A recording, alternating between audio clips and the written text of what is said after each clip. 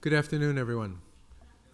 Welcome. My name is Frank Clooney. I'm the director of the Center for the Study of World Religions, and happy to welcome you tonight to the Greeley Lecture.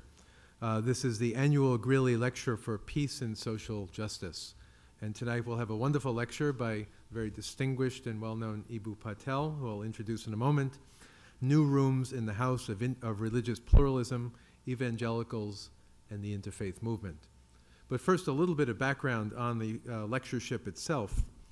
The Dana McLean Greeley Lecture for Peace and Social Justice is supported by an endowment fund that supports an annual lecture at Harvard Divinity School on issues of peace, social justice, or interreligious dialogue, such as reach a broad audience in the Harvard community and beyond.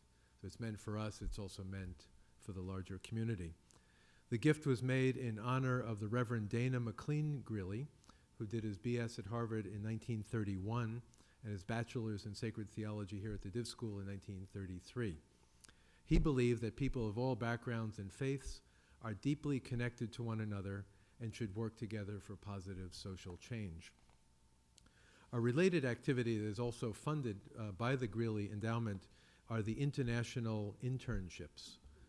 Every year we have money for 2 students to go abroad in the summer to study in an interfaith context and work in an interfaith context. So 2 of our distinguished VIPs in the front row here were last summer beneficiaries of the Greeley Fellowship.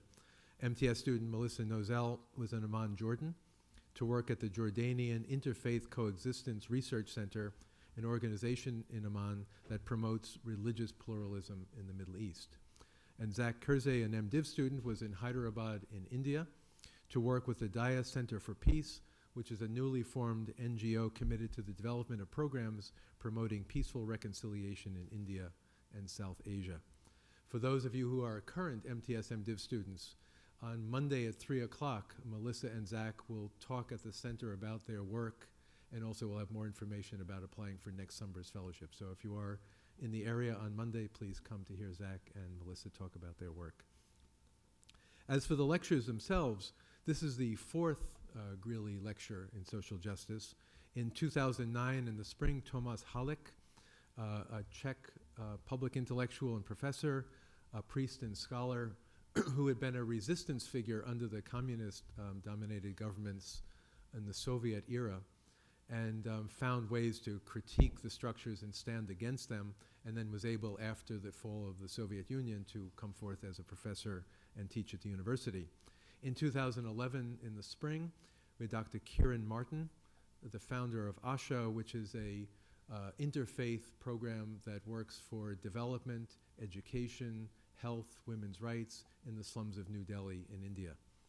And in the spring of 2012, Marshall Gantz, who many of you know, a senior lecturer in public policy at the Kennedy School, a figure whose own story is quite amazing in terms of his coming to Harvard, leaving before completing his education, working in the civil rights movement in the South, ultimately working in California with Cesar Chavez and the grape workers, inspired by and in prison at one point with Dorothy Day, and then coming back to Harvard, finishing his degree and staying on. These are figures who I think in various ways, Halík and Martin and Gantz, decided that knowing in theory the way to live one's faith, or knowing in general what one must do as a person of spirit and faith is not enough.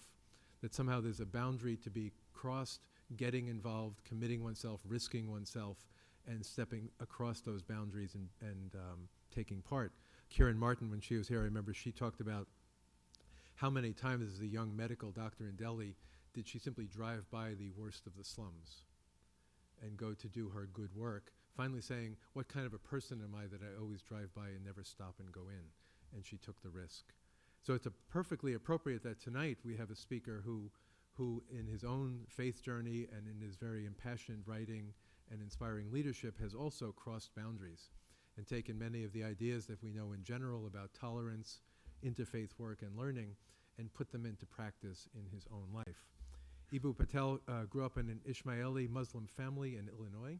He has a BA in sociology from the University of Illinois in Urbana-Champaign, and he earned his doctorate in the sociology of religion from the University of Oxford, where he studied as a Rhodes Scholar as well.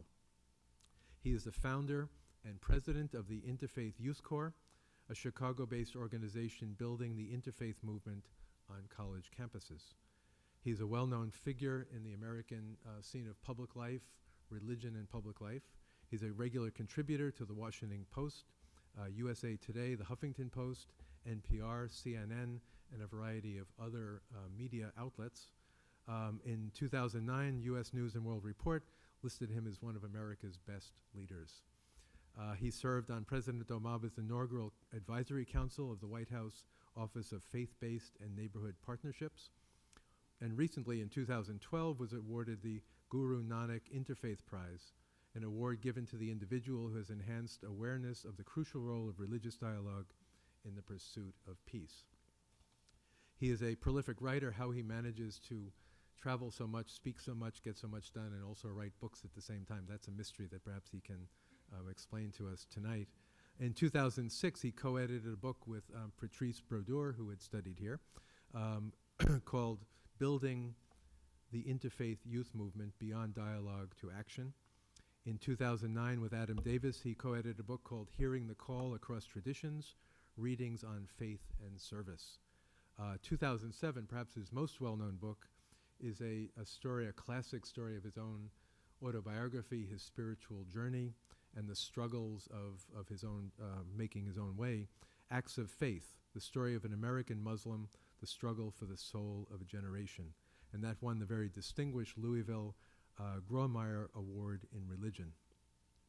There's a lovely excerpt from this book that I came across recently, rewritten for the sake of it, in the new book that's come out called My Neighbor's Faith, Stories of Interreligious Encounter, Growth, and Transformation, edited by our neighbors over at Andover Newton Hebrew College, Jennifer Peace, Orr Rose, and Greg Mobley, in which individuals tell their faith stories. And there's an inspiring section in there where Eboo talks about his own searching and struggling as a young man, and somewhat improbably, until you understand the inner logic of people's connections, being inspired by the Catholic worker and the example of Dorothy Day, and the ability of somebody to say, what we don't need is more words, more talk in general, but somebody actually to feed the hungry, to work with the poor, to turn the other cheek, to turn violence into peace. And his own journey, very movingly put in these few pages, of living out that example, finding inspiring the example of the Catholic worker, and then realizing at a certain point, go and do likewise. That there are many other houses to be built, doors to be opened, people to be fed on all sorts of levels, and that somehow his own vision in life would be to carry on the work of people like Dorothy Day.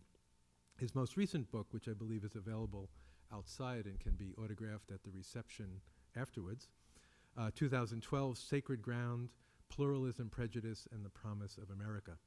And one of the things that impresses me about Eboo is not simply that he writes up his talks and writes up his mission, but is always facing up the next difficult problem and the challenges that arise. So it's one thing to talk about the issues in general of tolerance or interfaith respect, but where are the hard edges? Where are the points of resistance? Where are the things that we need to change in order to make this come to life? And I believe that his lecture tonight is also going to push us and challenge us a bit to think about where things will be in the next few years. And the title of this talk, as you know, New Rooms in the House of Religious Pluralism, Evangelicals and the Interfaith Movement. So we look forward, we're honored to have a distinguished visitor and looking forward to sharing his wisdom tonight. So let us welcome Eboo Patel. Thank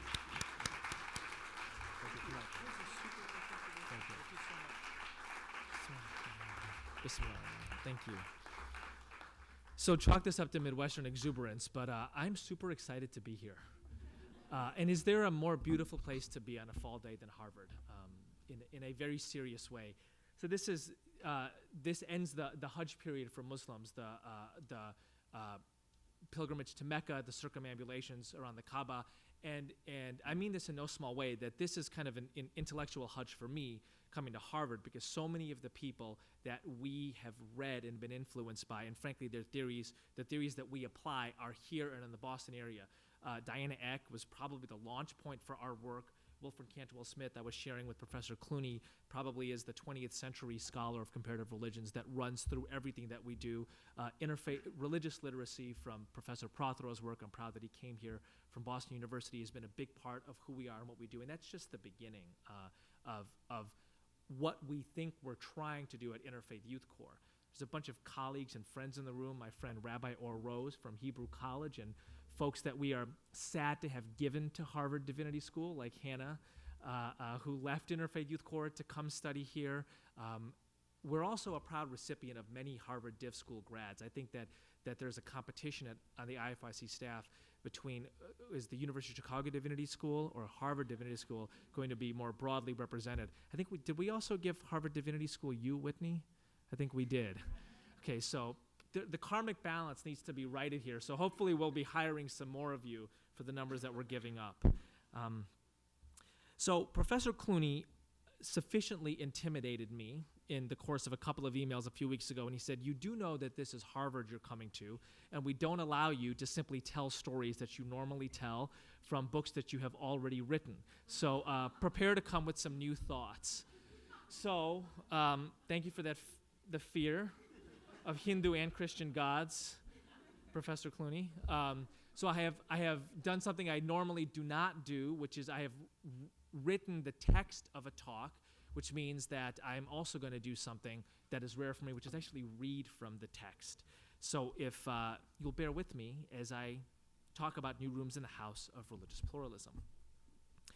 In the opening session of an Interfaith Youth Core conference a few years back, a pastor in Chicago took the microphone and introduced himself.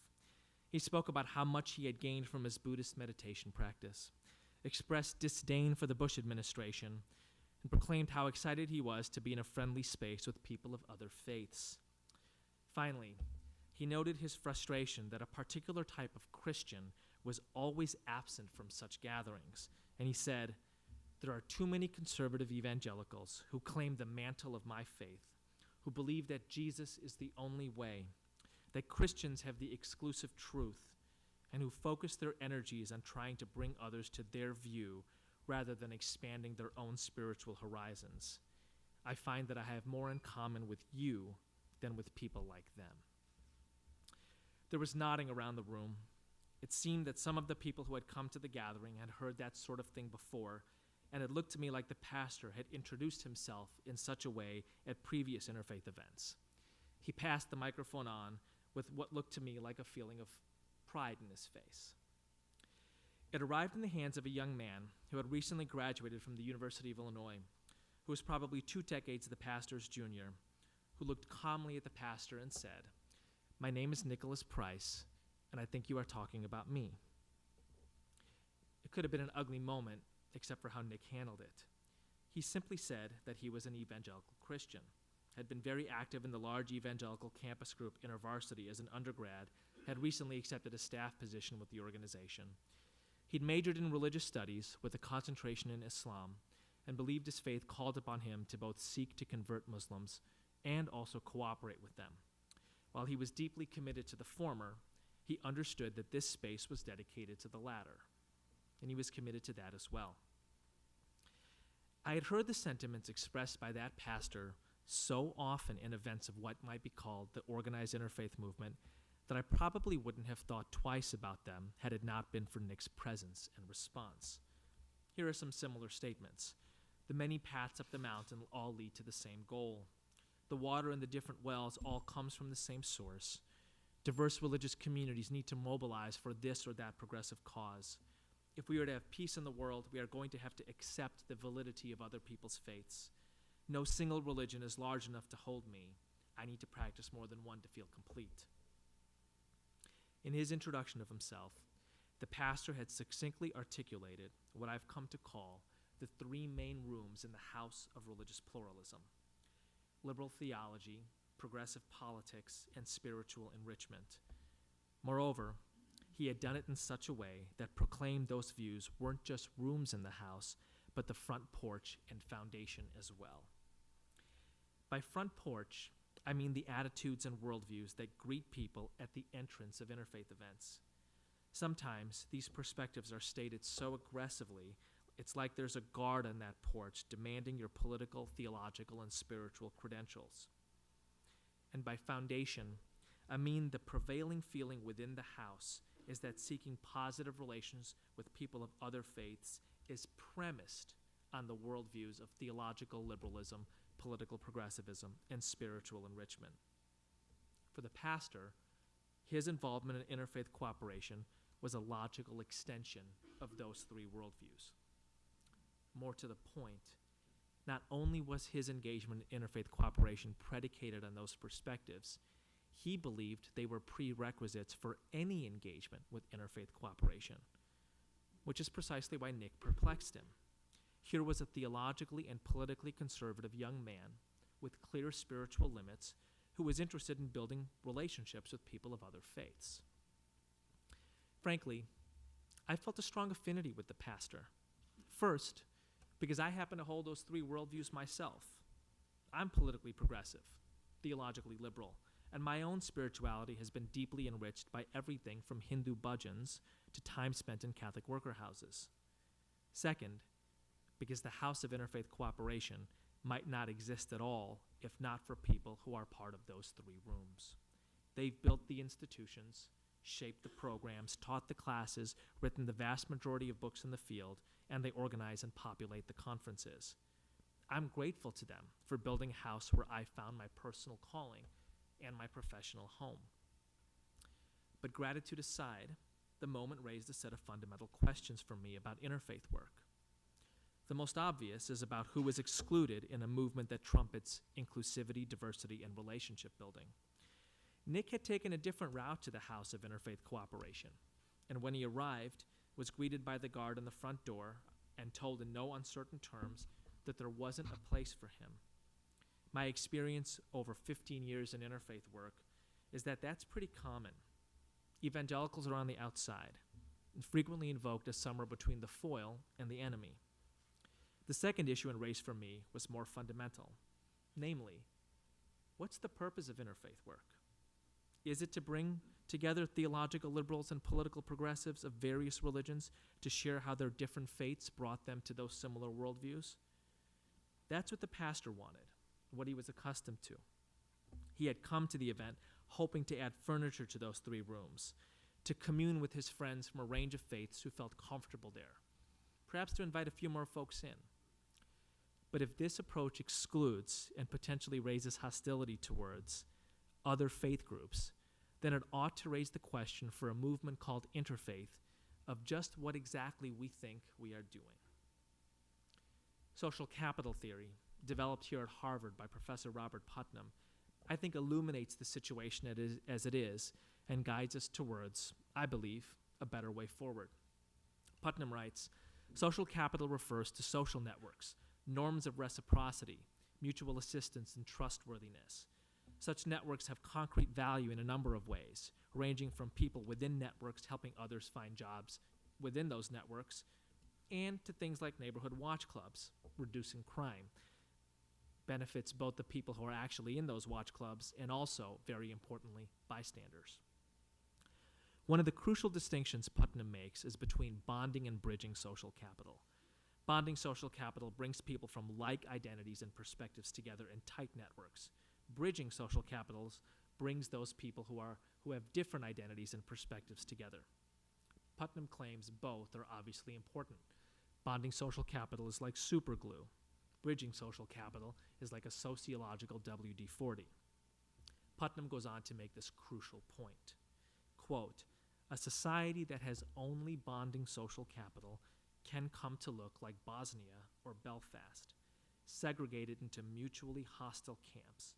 A pluralist democracy requires a lot of bridging social capital.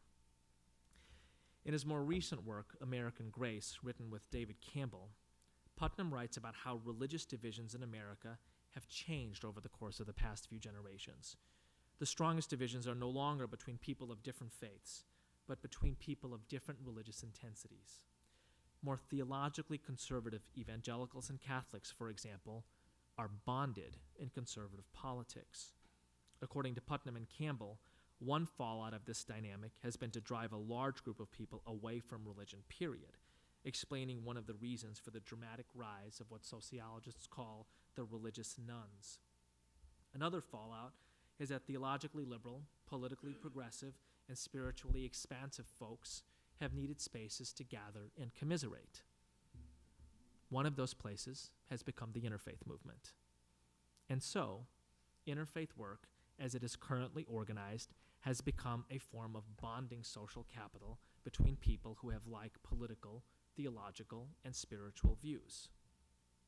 But if the key divisions in American religious life are no longer between Catholics, Protestants, and Jews, but between conservative religious believers of multiple traditions on the one hand and a combination of liberal believers and secularists on the other, then the bonding social capital nature of the interfaith movement effectively serves to widen and deepen the polarization of our times. So here's the main point of this talk. I believe that this is the wrong path for interfaith work to take. This doesn't mean that bringing people from different religions together to advance progressive politics or liberal theology or spiritual enrichment is bad, only that this is not the central task of interfaith work. That some people from different religious backgrounds gather to advance those ends makes great sense to me. I'm a part of a lot of those movements. That those worldviews are considered foundational to bringing people from different faiths together, however, seems counterproductive. The primary purpose and greatest value of interfaith work, I believe, is as a form of bridging social capital, building relationships between religiously diverse people who have different political, theological, and spiritual perspectives. Effective interfaith work would promote this perspective. We recognize the deep and different worldviews you bring to the table, and we believe that you can have powerful relationships anyway. Movements exist to solve particular problems. The problem that interfaith work should be seeking to solve is polarization between people who orient around religion differently.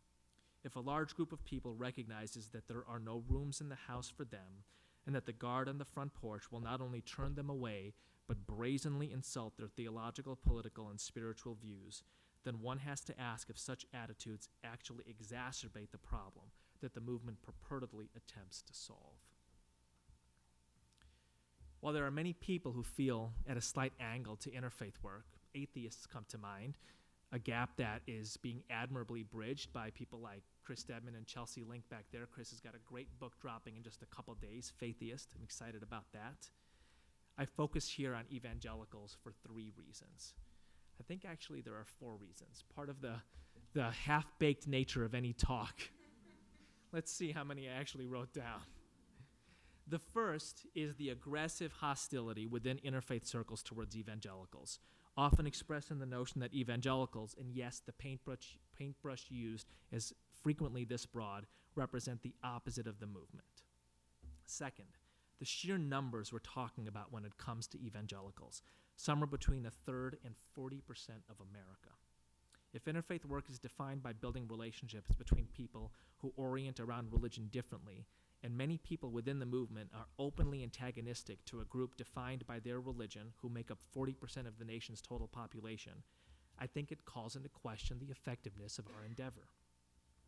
Third, frankly, I think these attitudes get evangelicals wrong, especially recent shifts within the community. Nick, the young man I spoke about at the beginning of the talk, is an interesting illustration of this.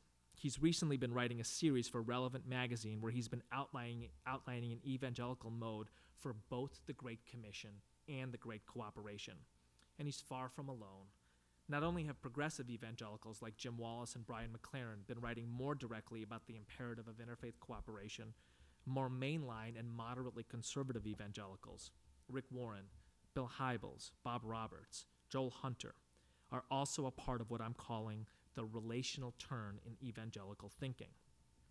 The focus here is not just on encouraging people to have a personal relationship with Jesus, which is the heartbeat of evangelical theology and conversion activities, but on Jesus as an exemplar who built relationships with people of all backgrounds with unconditional love. Increasingly, I'm hearing these mainline to moderately conservative evangelicals underscore that an important part of that unconditionality is that Jesus did not require people to believe as he did to love them, and he did not use his love for them as a bait and switch to get them to follow him. That means he did not require them to believe the way he did, to have relationships with them. For the evangelicals I'm talking about, following Jesus means several things to them. One is having a personal relationship with him as Lord and Savior. The second is seeking converts to that path. The third is having relationships with people from a diversity of backgrounds in an unconditional way, as Jesus did, not as bait for conversion, but as an expression of evangelical religiosity.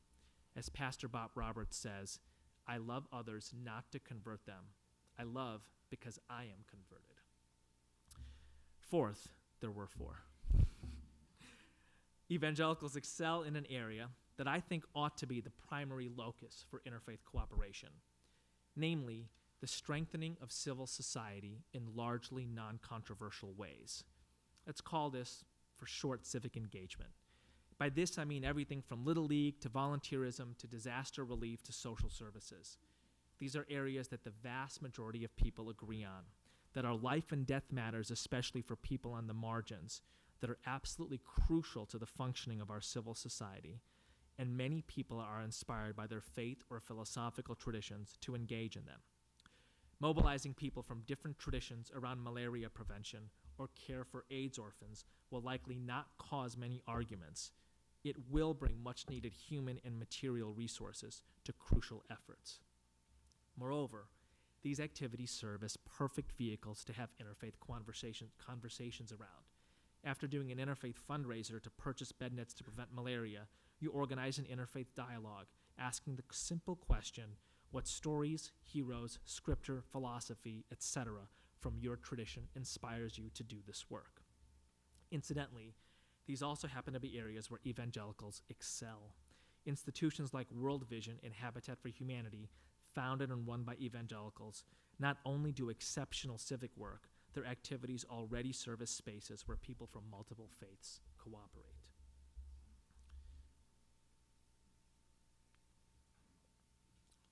Let me tell you a story to illustrate. A few months ago, Ruth Messenger, familiar name to anybody here? President of the American Jewish World Service, one of my heroes, mentor of ours at Interfaith Youth Core. She came by our offices to do an intimate conversation with our staff, and somebody asked her why she was committed to interfaith cooperation. And instead of giving a theological answer, she gave a personal answer from her own history, and it went like this. Her first job, professional experience out of graduate school happened to be in western Oklahoma. She was a New York Jew, graduate educated, working for the state government in western Oklahoma, trying to find foster families for orphans who were largely Native American. And after a few months in doing what ethnographers call scoping the joint, basically figuring out the landscape in the area, she discovered that her best partners in this work were going to be Southern Baptists. And I said, do you go to church a lot? And she's like, well, brick churches on Sunday, a lot of porch meetings on Wednesday morning, a lot of backyard praise gatherings on Thursday afternoons. And I can just imagine, right, how many disagreements this liberal, New York, master's-educated Jewish woman working for the state government of Oklahoma must have had with those Southern Baptist preachers. How many different conversations could she have had? Just imagine them, right? Especially in the late 50s, early 60s. Should women be educated? Why was she working for the state? Aren't cities dens of sin? Should you be working outside the home? What do you mean you're Jewish? Any of these conversations she could have had. They could have had. They chose not to. At the end of every sermon, the preacher would get up and point to Ruth and say, that woman is here telling us there are 4 of God's children in our neighborhood that need foster families. We need to help them. Who's going to come forward and take these children into their homes? Ruth's like, we always got our families.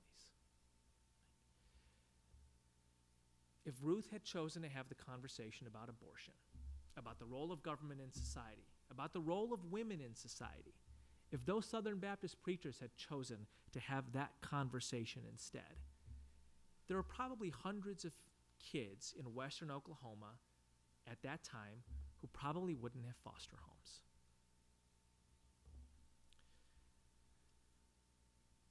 In that space and setting, Ruth chose a different path. I guess what I'm saying is a big part of what interfaith cooperation is about is identifying, highlighting, and lifting up that path, knowing that there are other paths that exist. We're choosing a different one. That's interfaith work. People from different traditions with wildly different opinions on a range of political, social, and theological issues, choosing to cooperate on areas their religious understandings intersect, benefiting others as a result. Imagine this multiplied 1,000,000 times over.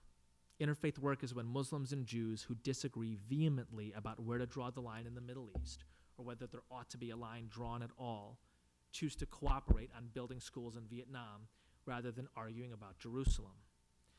Does this approach ignore the elephant in the room? I get accused of that all the time. I actually don't think so. Nobody's pretending there isn't an elephant in the room.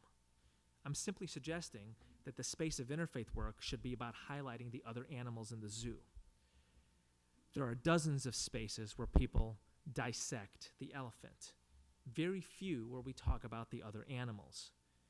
The great danger of over-dissecting the elephant is that we forget to talk about the other animals, the other conversations we might have, the various areas where we might cooperate, the clear convergence points of different traditions. The worst part of this is if you keep talking about the elephant, at some point, every animal in the zoo looks like the elephant. Muslims can't help but see Jews entirely through the prism of the last 60 years in the Middle East. Jews, the same thing. I think that's a far greater danger than saying, for this moment, we're not going to talk about the elephant in the room. At Interfaith Youth Core, our big push in recent years is around training and mobilizing interfaith leaders. The reason is simple. People who orient around religion differently do not naturally find the areas of convergence and cooperation. For one, because religions, as Stephen Prothero reminded us in God is Not One, are actually very different. And two, because the dominant modes of discourse and patterns of relating in our society currently default towards polarization. We believe the key vehicle to changing the conversation about religion from conflict to cooperation are people. People who are committed to highlighting common ground and creating programs of cooperation. People we're calling interfaith leaders. Just like there's no such thing as an environmentalism movement without environmentalists, there's no human rights movement without human rights activists, there's no social entrepreneurship movement without social entrepreneurs, there's no interfaith movement without people who have the priorities, the frameworks, the knowledge base, the skill set to highlight this path, to create these programs. In Western Oklahoma, Ruth Messenger was an interfaith leader. At the conference I opened the story with, Nick Price was an interfaith leader. He could have chosen to argue theology with the liberal Christian pastor, pushing his view that being Christian required committing to converting others. Instead, Nick recognized that that space called for a different conversation, a different dimension of his tradition, the Great Cooperation, not the Great Commission. He did not hide his identity or his perspective, but he was equally clear that in that space, he was leading with cooperation, not conversion. Any movement needs leaders.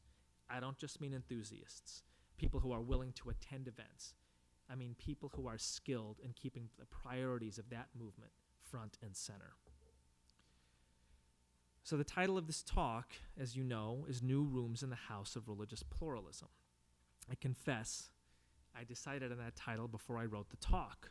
Blame that on Professor Clooney. It was inspired in part by an image that C.S. Lewis uses in the opening to his book, Mere Christianity, in which he describes what he views as the fundamental tenets of his tradition. Those fundamentals are like a great hall, he says, and the various denominations or movements, Catholic, Evangelical, Methodist, etc., are like rooms. When I was first playing with this idea, I thought that that would be an apt metaphor. But the more I thought and wrote, the more I recognized that the actual metaphor I need is slightly different. One reason for this is because Lewis encourages people to actually move out of the hall into one of the distinct rooms as soon as they find a denominational doctrine that they believe is true. It's the separate rooms of distinctive interpretations where you find the feast, he says, not in the hall of mere Christianity. But that's the opposite of what I'm trying to say with my metaphor. I think that liberal theology, progressive politics, and spiritual enrichment are all important movements. But I don't want people to view the common room of interfaith cooperation as simply a holding area, the feasts belonging elsewhere. It's not really different rooms in the same house, I think. It's actually different houses. Interfaith cooperation is a separate house from the houses of liberal theology, progressive politics, and spiritual enrichment, just as conservative theology and conservative politics are different houses. The key reason for these being separate is because the foundation is based on something very different. The foundation for interfaith cooperation is this.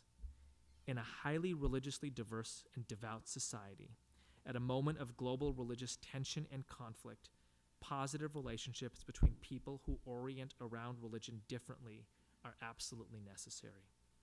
Those relationships cannot be based on political, theological, and spiritual perspectives, because if we are doing our work well, it means that the people who enter the house of interfaith cooperation disagree vehemently on such matters, and for cosmic reasons. The goal of the architects of the house of interfaith cooperation, the interfaith leaders, is to find frameworks, activities, and conversations where those people can both build relationships and do productive things together. That is most likely to happen using the materials of what I've called civic life or civic engagement. So part of what concerns me about the position I'm taking is that people might agree with it and choose to move out of the house of interfaith cooperation. In other words, they might say, I understand that people of deeply felt political and theological differences and interfaith work I understand that people have deeply felt political and theological differences, and that interfaith work should be about bringing those folks together. But actually, what I think is really important is a religiously diverse movement around theological liberalism or political progressivism or conservatism, as the case may be. So I guess that means I'm doing that other work, that political work, that liberal theology work, moving more fully into those political and theological houses rather than helping build a house of interfaith cooperation with its seemingly more boring civic relational foundation. People can, of course, dwell in different houses. In other words, a politically progressive Unitarian Universalist might organize prayer pilgrimages to sacred sites of other religions and raise money for a Green Party candidate, and a more conservative Christian can pray for the soul of the Unitarian at church and raise money for a Tea Party candidate, and they can both participate in an interfaith Habitat for Humanity build. What concerns me is that they might think the prayer and political activities that squares them away in their particular religio-political houses requires so much of their energy that the civic house of interfaith cooperation is ignored. Let me be clear about my position on this. The most important house in a diverse democracy is the one that brings people who disagree on some fundamental things together to work on other fundamental things. It is a house that has been ignored for too long, and it is falling into disrepair. I think it is worth quoting the great American Catholic thinker John Courtney Murray at length here. The strength of pluralism is in the coexistence within the one political community of groups who hold divergent and incompatible views with regard to religious questions, those ultimate questions that concern the nature and destiny of man within a universe that stands under the reign of God. Pluralism therefore implies disagreement and dissension within the community. But it also implies a community within which there must be agreement and consensus. There is no small political problem here. If society is to be at all a rational process, some set of principles must motivate the general participation of all religious groups, despite their dissensions in the oneness of the community. On the other hand, these common principles must not hinder the maintenance by each group of its own different identity. The problem of pluralism is, of course, practical. As a project, its working out is an exercise in civic virtue. But the problem is theoretical as well. Its solution is an exercise in political intelligence that will lay down as the basis for the working out some sort of doctrine. No small problem indeed. It is going to require the best people giving their best effort and doing their best work, and yes, sometimes subordinating some of their other principles and identities. To what end? To write the next chapter in the glorious story of diverse people having a common life together.